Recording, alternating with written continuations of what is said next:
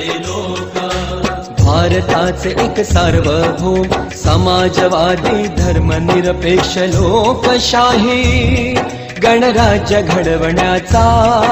व त्याच्या सर्व नागरिकांस सामाजिक आर्थिक व राजनैतिक न्याय विचार अभिव्यक्ती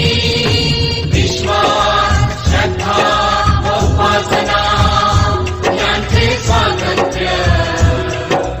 दर्जाची व संधीची समानता निश्चितपणे प्राप्त करून देण्याचा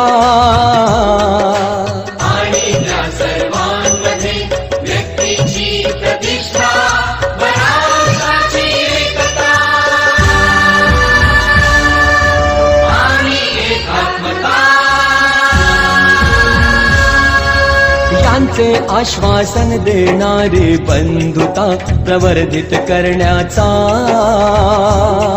संकल्पपूर्वक निर्धार करून आमच्या संविधान सभेत आज दिनांक 26 नोव्हेंबर 1949 रोजी या